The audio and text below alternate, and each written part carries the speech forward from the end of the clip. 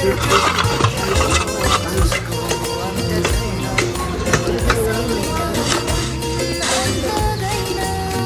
Everyone, welcome back to my another video. साथीहरू आज चाहिँ बिहानको चाहिँ भ्यू हेर्नु चाहिँ एकदम होसियो लागेर चाहिँ धुमो धुमो भइरहेको छ भने चिसो पनि एकदम अत्यधिक भइरहेको छ।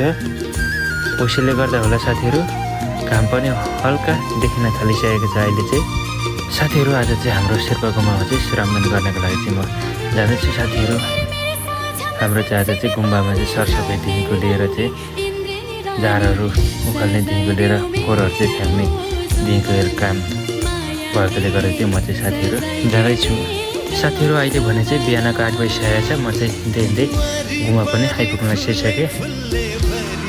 म चाहिँ साथीहरू गुम्बा पुग्दा चाहिँ सबैजना चाहिँ काम गरिरहनु भएको छ। म चाहिँ अलिकति ढिलो भइहाल्छ चाहिँ सबैजना चाहिँ काममा चाहिँ लागिरहनु भएको रहेछ। सरसफाइहरूदेखिको लिएर ढुङ्गाहरू फ्याँक्ने कामहरू चाहिँ भइरहेको रहेछ।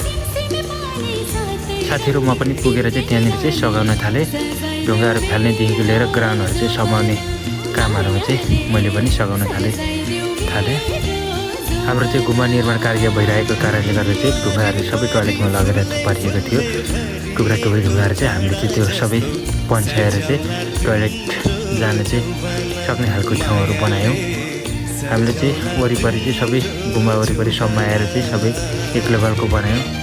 त्यहाँनिर भएको फोहोर मैलाहरूदेखि लिएर सिसा फुटेको सिसाहरू चाहिँ हामीले चाहिँ एउटा ढोक्रोमा थुपारेर चाहिँ राख्यौँ भने फोहोर मैला चाहिँ जलाउनको लागि चाहिँ एक ठाउँमा थुपार्यौँ। साथीहरू हाम्रो बालुवाहरू पनि जताततै छरपष्ट भएको कारणले गर्दा चाहिँ हामीले बालुवाहरूलाई पनि एक ठाउँ थुपारेर चाहिँ राख्यौँ। भुइँमा भएको रडहरूलाई चाहिँ हामीले माथि छतमा लगाएर राख्ने पनि काम गऱ्यौँ।